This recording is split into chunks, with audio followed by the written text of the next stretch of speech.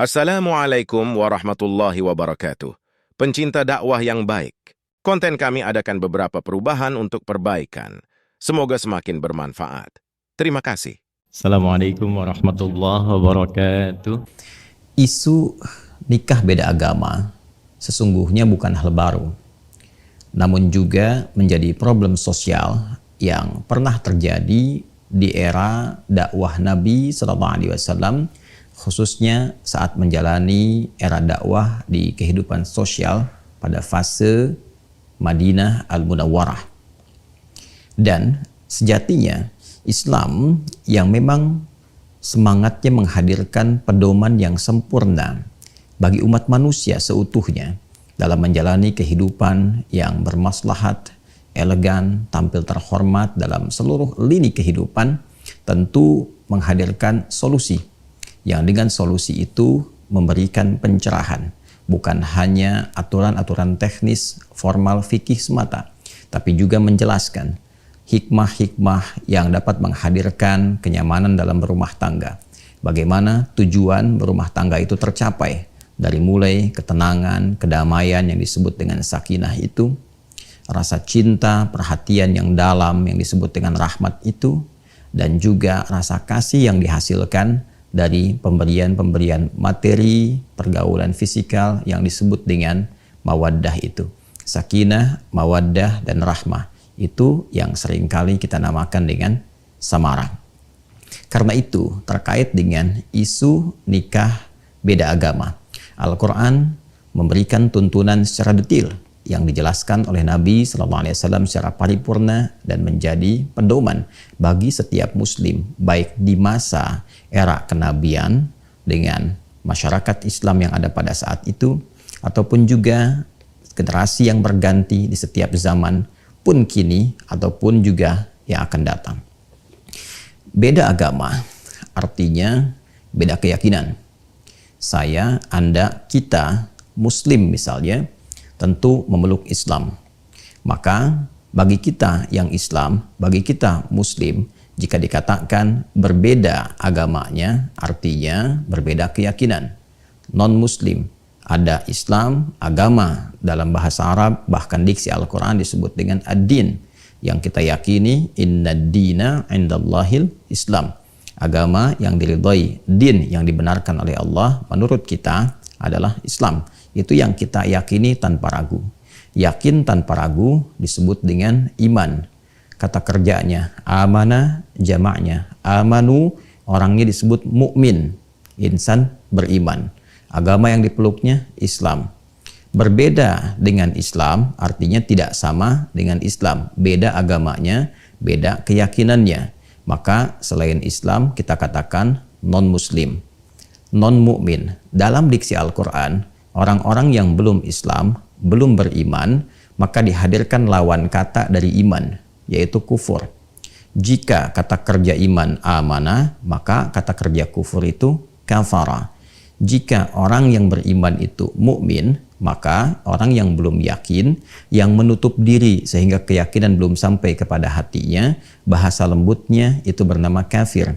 Jadi ada mukmin, ada kafir, ada muslim, ada kafir. Dan ini bahasa standar yang orang-orang jahiliyah pun, bahkan yang ingkar pun, bahkan yang menjadi lawan langsung dari Nabi SAW memahami bahasa ini dengan pemahaman biasa, bahkan menyadari sepenuhnya dan menerima karena memang dihadirkan dengan diksi yang sangat lembut, diksi yang sangat mencerahkan dalam arti memahamkan.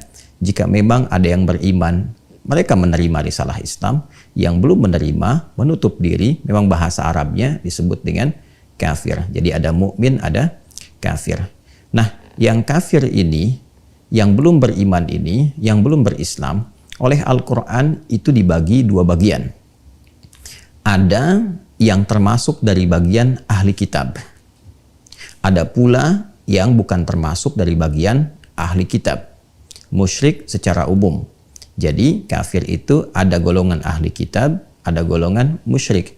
Musyrik dalam arti menjadikan Tuhan-Tuhan selain Allah Subhanahu wa Ta'ala. Menuhankan selain Allah Subhanahu wa ta'ala. Baik bersamaan, ada yang mengatakan Tuhannya adalah Allah, tapi meyakini ada Tuhan lain selain Allah. Atau yang menepikan Allah, meyakini Tuhan selain Allah. Itu musyrik secara umum. Sedangkan ahli kitab adalah umat yang secara genealogi tersambung kepada golongan Bani Israel. Hamba-hamba yang tersambung kepada umat-umat nabi-nabi yang seluruh nasabnya tersambung kepada Nabi Ibrahim alaihissalam, dari jalurnya Ishak alaihissalam ke Nabi Yakub, Nabi Yusuf, terus selanjutnya sampai ke Musa alaihissalam, kemudian juga ada Daud, ada Sulaiman, sampai nanti ke Nabi Isa alaihissalam. Umumnya dari jalur ahli kitab ini nanti melahirkan Yahudi dan Nasrani. Disebut dengan ahli kitab karena memiliki sifat. Sifatnya adalah mereka pernah mendapati kitab yang dituntunkan kepada nabi-nabi mereka, seperti Taurat kepada umatnya Nabi Musa alaihissalam, Injil kepada umatnya Nabi Isa alaihissalam. Di dalamnya ada informasi tentang kenabian Rasulullah SAW. Mereka percaya sepenuhnya, mereka yakin sepenuhnya bahwa akan ada nabi penutup, ya, nabi yang diutus sebagai penutup para nabi, yang sangat mulia, yang sangat istimewa, yang bahkan sudah viral di kitab mereka. Dan ini dilestarikan informasinya di dalam Al-Quran, baik itu harapan mereka sebelum nabinya hadir, seperti di Quran surah kedua Al-Baqarah di ayat 89 dan ditegaskan kembali di ayat 101. Di ayat 89 Allah menegaskan bahkan walamma ja'ahum kitabum min indillahi musaddiqul lima ma'hum wa kanu min qablu yastaftihuna 'ala alladhina kafaru falamma ja'ahum ma 'arafu kafaru bih fala'natullahi 'alal kafirin. Dan ingatlah, ketahuilah tatkala mereka itu berharap-harap akan datangnya nabi penutup yang diutus, nabi yang istimewa, yang melengkapi misi risalah nabi-nabi sebelumnya, dan mereka meyakini ini nabi yang paripurna.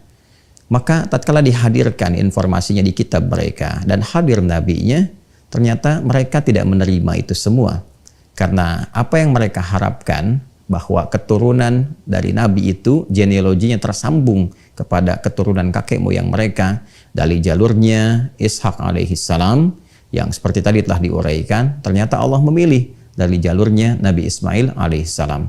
Apa yang mereka harapkan ketika Allah penuhi, dan boleh jadi harapan tinggi itu terwujud seluruh sifatnya dari keturunan Nabi Ismail alaihissalam, yaitu Nabi Muhammad sallallahu alaihi wasallam, sesuai dengan permintaan mereka, doa-doa mereka, harapan mereka. Tapi ternyata karena bukan dari jalur keturunan yang sama, mereka tidak menerima itu. Ada yang tertutup keadaan dirinya hanya karena bukan dari anggota jalur genealoginya. Ada pula nanti persoalan-persoalan lain yang mengiringi. Pada intinya, mereka adalah orang-orang yang meyakini kenabian Nabi Muhammad, namun pada masa itu belum menerima risalah Nabi Muhammad SAW karena faktor-faktor tadi, ya, ada rasa-rasa kurang bisa menerima karena keterkaitan genealogi, ada juga kekhawatiran duniawi atau faktor-faktor godaan-godaan setan yang barangkali terakumulasi dari sifat penolakan mereka. Orang-orang ini pada dasarnya menyadari, meyakini kenabian Nabi Muhammad SAW, namun belum terbuka keadaan hatinya. Nah, ini adalah golongan ahli kitab. Jadi mereka umat yang secara genealogi tersambung kepada Bani Israel, bisa Yahudi, bisa Nasrani, dengan syarat mengakui kenabian Nabi Muhammad SAW, meyakininya, bahkan mereka tahu tanda-tandanya. Diviralkan di surah Al-Baqarah itu. Alladzina atainahumul kitaba ya'rifunahu kama ya'rifuna abna'ahum wa inna fariqam minhum layaktumuna al-haqqa wa hum ya'lamun. Orang-orang itu sebetulnya telah mengetahui karena viral tentang tanda-tanda Nabi Muhammad itu di kitab mereka. Bahkan mereka mengenali Rasulullah seperti mereka mengenali anak mereka sendiri. Cuma karena faktor-faktor tertentu, mereka kemudian mencoba untuk menepikan, bahkan menyembunyikan info itu pada keturunan setelahnya. Nah, orang-orang ini secara singkatnya disebut dengan ahli kitab. Selain dari itu, walaupun mungkin ada yang menyandarkan dengan keturunan dari Yahudi ataupun mungkin juga keturunan dari Nasrani yang kelak kemudian juga akan melahirkan diksi yang baru yaitu Kristen.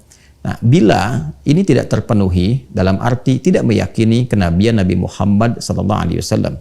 Bahkan ada isyarat di dalam Al-Quran pada generasi-generasi selanjutnya setelah itu ada yang mencoba menghilangkan juga ya jejak viralnya Nabi Muhammad di kitab-kitab itu, sehingga tidak tampak di kitab mereka itu informasi tentang Nabi Muhammad SAW. Tidak terdapat di kitab-kitab selanjutnya berita tentang Nabi Muhammad SAW. Sehingga dengan itu konsekuensinya generasi yang selanjutnya tidak mengenal Nabi Muhammad, tidak meyakini kenabian Nabi Muhammad SAW, bahkan saat yang bersamaan banyak menyoal risalah, bukan hanya meragukan tapi juga menolaknya. Maka golongan ini sekalipun menyebut dirinya dengan Yahudi ataupun bahkan menisbatkan dengan Nasrani atau bahkan Kristen, tidak masuk pada golongan yang pertama disebut dengan ahli kitab. Ini mesti diklirkan terlebih dahulu. Jadi orang-orang kafir non-muslim yang tidak beriman, beda agama, beda keyakinan dengan apa yang kita peluk sebagai muslim, itu dibagi dua bagian, ahli kitab dan non ahli kitab atau musyrik secara umum. Musyrik dalam arti meyakini ada Tuhan lain selain Allah. Ini yang dimaksudkan di pembuka surah Al-Bayyinah, surah ke-98 di ayat yang pertama itu. Lam yakunil ladzina kafaru min ahlil kitabi wal musyrikina munfakkina hatta ta'tiyahumul bayyinah. Ya, dan tidak akan pernah terjadi bagi orang-orang kafir itu. Orang-orang kafir itu dibagi dua di ayat ini. Ada golongan ahli kitab, termasuk juga golongan musyrik, seperti yang telah tadi saya sampaikan. Jadi saya ingin tegaskan bahwa ayat ini memberikan kesan bahwa orang-orang non-muslim ada dua golongan, ahli kitab dan orang-orang yang musyrik secara umum. Pada umumnya, kata Al-Quran, keduanya punya karakteristik yang serupa. Sebelum datang bukti yang otentik, sulit bagi mereka untuk menerima risalah kenabian Muhammad Sallallahu Alaihi Wasallam. Hanya secara sifat, karakter, genealogi, keduanya berbeda. Apa kaitan dengan nikah beda agama? Di era kenabian Nabi Muhammad SAW sudah jelas ada tuntunan dan diberikan pencerahan secara psikologis, ya, secara juga pendekatan sosial. Tentu orang-orang yang meyakini, orang-orang yang mengakui hanya karena faktor tertentu belum bisa menerima, itu lebih dekat dan lebih mudah untuk dicerahkan. Jika memang bukti-bukti yang tampak itu bisa hadir dalam jiwanya, diyakini, diketahui, dan mengalahkan keangkuhan-keangkuhan yang mungkin hadir karena faktor-faktor tertentu lainnya, mungkin karena perasaan dan sebagainya. Itu lebih mudah untuk dijelaskan dibandingkan dengan orang yang menolak sama sekali, tidak mau tahu, dan membutuhkan penguat-penguat lain, hal-hal yang bukan hanya informatif, tapi yang bersifat meyakinkan dan mengalahkan logika-logika yang mungkin telah terbangun serta terakumulasi jauh sebelumnya. Maka dari itu, Al-Quran memberikan sifat bijak. Yang pertama, bagi golongan ahli kitab, Allah Subhanahu wa Ta'ala menurunkan firman-Nya. Terdapat nanti di surah yang kelima, surah Al-Ma'idah, di ayat yang kelima.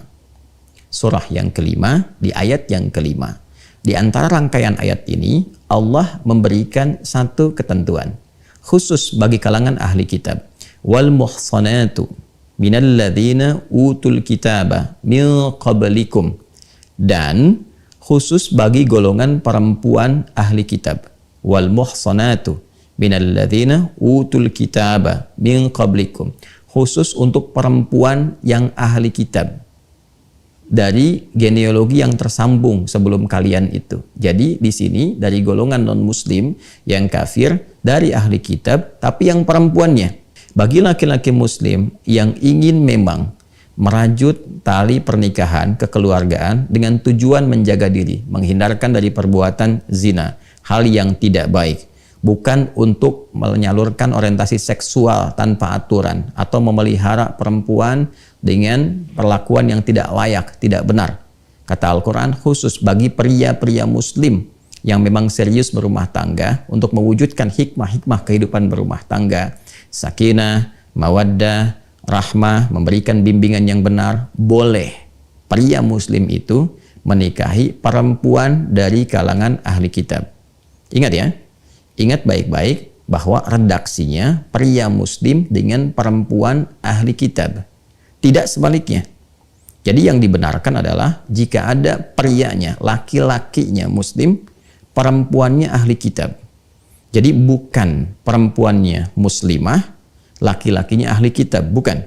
Jadi laki-lakinya muslim, perempuannya ahli kitab. Dan yang dimaksud ahli kitab yang saya jelaskan tadi, meyakini, mengakui kebenaran risalah Nabi Muhammad SAW, namun belum beriman, ya, belum masuk Islam, belum bersyahadat karena faktor-faktor tertentu. Tapi ada pengakuan dalam dirinya, ada kebenaran yang dia akui, dia tahu tentang itu, ya, maka dengan keadaan dirinya sebagai perempuan dan hikmahnya dalam kehidupan rumah tangga, laki-laki diposisikan sebagai pemimpin yang mengatur, membimbing, mengayomi, menyayangi, sehingga dalam posisi itu bisa membina rumah tangga dengan baik, membimbing istrinya, mengarahkan, memberikan pencerahan, sehingga diharapkan dengan itu pertama dapat menerima risalah Islam dengan baik. Itu satu. Yang kedua juga meminimalisir konflik-konflik yang mungkin terjadi dalam kehidupan rumah tangga, sehingga dengan itu potensi-potensi untuk tetap bisa memberikan nafkah, kebaikan-kebaikan, perlindungan, dan kemuliaan lain dalam kehidupan rumah tangga yang mendekatkan pada samara itu lebih dapat terwujud. Sebaliknya, Islam melarang tegas bagi perempuan muslimah untuk menikah, berumah tangga, ya, berhubungan secara formal, ya, dan apalagi non formal, itu sangat dilarang, ya kan? Dengan laki-laki dari kalangan ahli kitab. Jadi perempuannya muslimah, laki-lakinya non-muslim, kafir dari ahli kitab, itu tegas dilarang, haram hukumnya, tidak diperkenankan. Karena ayat ini hanya membolehkan laki-laki muslim dengan perempuan ahli kitab. Ya, apa hikmahnya? Ya, berkebalikan dari apa yang tadi diuraikan. Karena laki-laki itu sifatnya dominan, dikhawatirkan nanti mengendalikan yang perempuan muslimahnya. Kemudian juga bisa terancam dengan beberapa hal. Ya, ada yang terkait dengan materi, ketika materi tertahan jadi kemudian tekanan, ya, ada yang terkait dengan aspek-aspek lainnya, perlindungan, dan hal-hal yang menjadi tugas-tugas laki-laki dalam kehidupan berumah tangga. Jadi ini murni untuk penjagaan dua hal. Satu, akidah, ya, yang kedua adalah kemungkinan-kemungkinan besar untuk mendekatkan kepada aspek samara. Ini terkait dengan ahli kitab, jika memang itu masih didapati. Tapi jika itu tidak ditemukan, seperti generasi-generasi kekinian yang tadi saya sampaikan dengan cukup panjang lebar, secara singkat saya coba uraikan, bahwa berganti generasi sudah berbeda persepsinya, karena informasi yang sampai pada generasi berikutnya, bahkan sampai kini, tidak didapati keterangan Nabi Muhammad SAW. Sehingga pertentangannya begitu besar, penolakannya begitu tinggi, bahkan bukan sekedar penolakan, pengakuan akan ketuhanan pun sudah menjadi musyrik total, dalam arti memang meyakini Tuhannya bukan Allah, bukan hanya ada Tuhan lain selain Allah, bahwa yang ada keyakinannya adalah Tuhannya bukan Allah. Maka ini sudah bukan lagi disebut dengan ahli kitab. Sekalipun boleh jadi ada yang menyematkan dirinya dengan nama Yahudi atau bahkan Nasrani, atau disebut juga sekarang, ya, berbeda dengan Nasrani, ada diksi lagi yaitu Kristen. Nah, jadi Kristen saat ini jika tidak mengakui kenabian Nabi Muhammad SAW, jika tidak kemudian mengimani Nabi Muhammad SAW sebagai nabi penutup dan meyakini bahwa Allah itu Subhanahu wa taala sesungguhnya adalah Tuhan, walaupun barangkali ya ada meyakini Tuhan selain Allah, nah, itu tidak masuk dalam kategori ahli kitab. Apalagi jika memang sudah menolak Allah sebagai Tuhan, Nabi Muhammad itu bukan nabi, bukan rasul, ya, dan seterusnya, dan menganggap Islam totally different, sangat berbeda, maka itu tidak masuk dalam golongan ahli kitab. Maka tidak berlaku hukumnya yang di Al-Maidah ayat kelima. Maka Allah menurunkan ayat khusus di dalam Al-Quran surah kedua Al-Baqarah di ayat 221. Allah berfirman, "Wala tankihul musyrikati hatta yu'min. Wala amatum mu'minatun khairum min musyrikati walau a'jabatkum. Wala tunkihul musyrikina hatta yu'minu. Wala 'abdun mu'minun khairum min musyriki walau a'jabakum. Ulaika yad'una ilal nari wallahu yad'u ilal jannati wal maghfirati bi'idznih." Dan janganlah kalian menikahi perempuan yang musyrik. Artinya golongan kedua dari non-muslim, dari yang belum beriman. Sampai perempuan-perempuan itu beriman. Sungguh, bila pun ada seorang budak yang secara sosial dipandang kelasnya rendah, namun dia beriman, itu lebih utama untuk dinikahi dibandingkan dengan perempuan musyrik yang belum beriman, walaupun secara fisik misalnya atau status sosial begitu menarik. Pun demikian, jangan nikahkan anak perempuan kalian kepada laki-laki yang musyrik, golongan kedua dari non-muslim yang belum beriman dan tidak mengakui ketuhanan Allah Subhanahu wa taala, juga Rasulullah Nabi Muhammad sallallahu alaihi wasallam, sampai para lelaki itu mau beriman. Lelaki yang secara status sosial dipandang rendah tapi dia beriman, berperilaku yang baik, itu lebih utama untuk dinikahkan anak perempuan kalian dengan mereka dibandingkan dengan laki-laki musyrik dengan sifat-sifat yang tadi disebutkan. Sungguh mereka berpotensi membawa anak-anak kalian jika nekat untuk dinikahkan kepada situasi-situasi yang sulit, bahkan terancam saat kembali kepada Allah Subhanahu wa taala dengan ancaman-ancaman yang nyata. Karena itulah kemudian berpalinglah kepada ketetapan Allah yang lebih mengarahkan kepada nilai kemuliaan, nilai-nilai kebahagiaan, dan demikian Allah menjelaskan kepada kalian ketentuannya supaya kalian mengerti dan lebih mendekatkan diri kepada Allah Subhanahu wa taala. Ternyata ayat ini memberikan penegasan. Pertama, larangan menikah antara laki-laki dan perempuan beda agama. Baik itu laki-lakinya muslim dengan perempuan non-muslim atau sebaliknya, perempuan muslimah dengan laki-laki non-muslim dalam keadaan kafir. Kategori yang kedua yaitu musyrik, kafir dan musyrik secara bersamaan, bukan dari golongan ahli kitab. Jadi mutlak dilarang, mutlak diharamkan. Yang kedua, Allah menegaskan bahwa tujuan berumah tangga itu sejatinya adalah membangun ketakwaan, membangun kedekatan dengan Allah Subhanahu wa taala dengan cara meningkatkan ibadah, meningkatkan amal saleh, dan meniatkan kehidupan rumah tangga itu untuk mendekat kepada Allah. Bagaimana itu bisa dibangun sedangkan pasangan hidupnya beda keyakinan? Dan ini problemnya juga akan mereduksi nilai-nilai sakinah yang sangat diharapkan dalam kehidupan rumah tangga. Coba Anda renungkan, Anda pikirkan, yang satu ke masjid, yang satu ke tempat ibadah lain. Di dalam rumah didapati situasi yang berbeda. Nanti ketika muncul anak, muncul problem lagi. Mau dibawa kemana anak itu? Dan seterusnya. Belum problem warisan, belum problem nanti dari kedua keluarga. Dan ini akan menyulitkan. Karena itu bertakwalah kepada Allah Subhanahu wa ta'ala. Hidup kita itu terbatas. Sementara kita itu hanya bertugas. Satu saat kembali kepada Allah Subhanahu wa ta'ala. Jangan kemudian hukum-hukum yang nyata yang memang sudah disiapkan untuk memberikan kedamaian, ketentraman, diutaati kembali dan menampilkan semangat-semangat baru dengan kata-kata diksi yang baru seakan-akan benar, dengan frame toleransi, dengan frame misalnya kearifan sosial dan sebagainya. Sungguh semua itu tidak akan bisa menghadirkan ketenangan-ketenangan, samara yang memang desain mendapatkan itu telah ditetapkan sesuai dengan ketentuan yang menciptakan kita semua. Ini bukan bagian dari sifat intoleran, tidak. Tapi sungguh ini bagian dari penjagaan kepada kita semua. Justru ini bagian dari sifat toleransi tertinggi. Toleransi itu mengharapkan semua orang mendapatkan kebaikan, kebahagiaan, kenyamanan. Toleransi yang dipaksakan tidak akan mewujudkan kebahagiaan, kenyamanan itu. Apalagi dalam kaitan dan balutan kehidupan berumah tangga. Inilah perwujudan yang benar, perwujudan yang nyata dengan keyakinan kita sebagai muslim. Nasihat ini, pernyataan ini ditujukan bagi umat Islam. Sekali lagi, bagi umat Islam. Dan kita sangat menghargai dari yang non-muslim. Jika memang di ketentuan non-muslim, di Indonesia ada Kristen, ada Hindu, ada Buddha, ada Konghucu, dan yang lainnya, kita menghormati semua hukum yang terkait dengan ketentuan-ketentuan di keyakinan saudara-saudari kita. Kita menyayangi mereka dalam kehidupan berbangsa, bernegara. Tapi juga kita punya kewajiban menjaga keyakinan akidah yang kita yakini ini yang dijamin oleh undang-undang. Ini yang pertama. Dan jangan sampai ketentuan hukum ini menjadikan kita misalnya potensial melahirkan konflik sosial. Tidak, dari dulu sudah biasa saja. Dari dulu biasa saja. Jadi ini aturan untuk menjaga akidah dan menunjukkan keseriusan dalam beragama. Dan ini bukti otentisitas keberagamaan itu. Ini bagian pertama.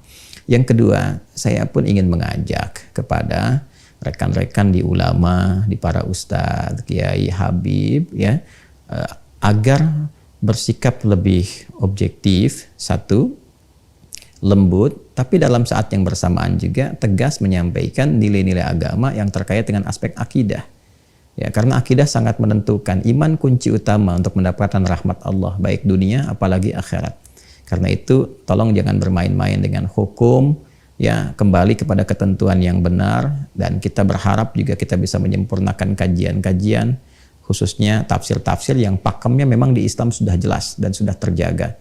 Kita ketahui bersama orang-orang yang mencoba untuk merubah hukum-hukum itu sampai menampilkan dalam bahasa mereka ijtihad baru, itu bukan ijtihad, ya, yang mengatakan dimungkinkan laki-laki ataupun bahkan perempuan muslim menikah dengan siapapun yang beda agama, itu bukan ijtihad.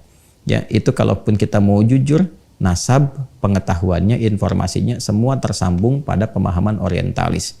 Yang kalau kita mau bahas lagi sangat panjang babnya, dari rasa frustasi yang didapati dalam kitab-kitab mereka yang mereka dapatkan saling bertentangan satu dengan yang lainnya atau ketidakjelasan dalam beberapa hal dan diharapkan itu terjadi pada Al-Quran, ternyata tidak terjadi sama sekali. Atau kita lihat para cendekiawan atau yang melabeli dirinya dengan ustadz atau nama-nama lainnya yang justru bertentangan pemikirannya dengan pakem yang telah ada, nasab informasinya tersambung ke para orientalis yang dimaksudkan, dan kita memahami itu semua. Bagaimana Anda bisa belajar pada orang yang tidak meyakini Al-Quran? Bagaimana bisa Anda mengambil tafsir dari orang yang bahkan tidak yakin dengan kebenaran Quran dan mencari persoalan-persoalan dalam Al-Quran? Lalu Anda mengambil itu semua dan mempraktekannya. Apa pertanggungjawabannya di hadapan Allah Subhanahu wa Ta'ala? Tetap berpegang teguh pada ajaran yang benar. Mohon maaf terkait dengan akidah, kita memang mesti tegas, tapi jangan sampai ketegasan itu menjadikan kita kemudian hidup tidak harmoni dengan masyarakat di sekitaran kita. Tetap saling membangun, mencintai dan memakmurkan negeri yang kita pijak itu bersama-sama, berbineka tunggal ika, tapi dalam saat yang bersamaan juga mengamalkan apa yang negara jamin untuk memeluk agamanya masing-masing dan beribadah menurut agama dan kepercayaannya itu. Semua adalah pilihan, Anda dapat memilih seperti apa yang Anda inginkan, tapi juga kita tidak bisa menolak realita untuk bisa meninggalkan dunia ini dan kembali mempertanggungjawabkan apa yang kita perbuat di hadapan Allah Subhanahu wa Ta'ala.